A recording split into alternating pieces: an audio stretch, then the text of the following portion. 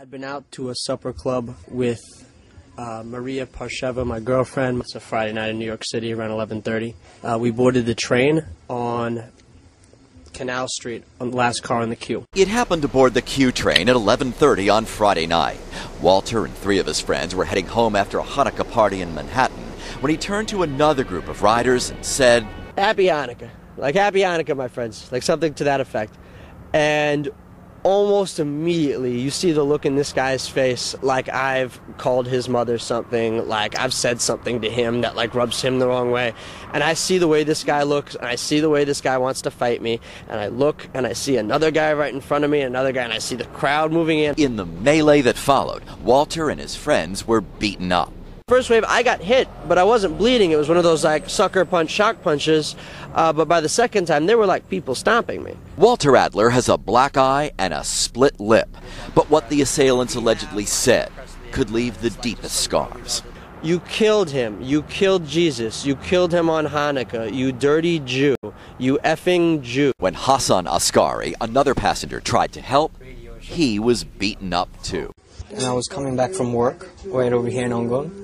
So I was coming back and I was sitting on the queue. And we say Happy Hanukkah to everybody. A guy in the back of the train. They got very angry and, very insulted by that actually. Goes, "Hanukkah, that's when the Jews killed Jesus." And I basically, said that's ridiculous. I'm not one to start crap with people on the train and on the street, but I'm going to stand up for Hebrew people. The assailants, they were being very loud and rowdy. "Dirty Jew, dirty And they were, at this point, they were getting very confrontational with them. And the poor guy, Walter and the whole group of them, they were trying to defuse it. And basically say, "Yo, we're going to pull these Jews off the train in decal and beat them on the platform." There were 14 of them total, 6 girls and 8 guys.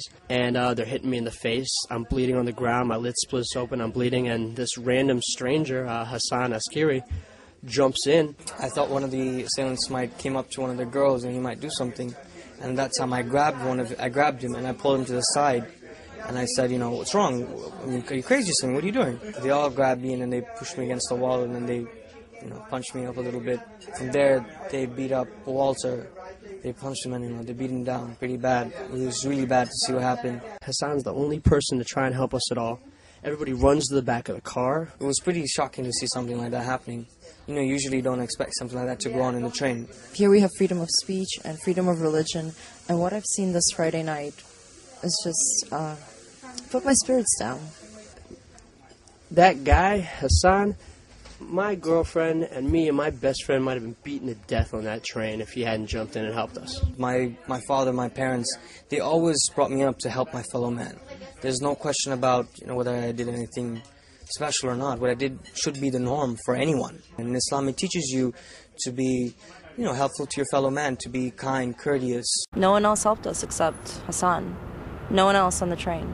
A Muslim American saved us when our own people were on the train and didn't do anything, and when everyone else's people were on the train doing anything. Someone who in the media often gets painted as the enemy of Israel and the Jews. This is a Bangladeshi Sunni Muslim. This is someone that jumped in, he knew we were Jews, to help us. Hopefully this will reach a lot of people and it will change the way people view each other. It will change the way people act toward one another.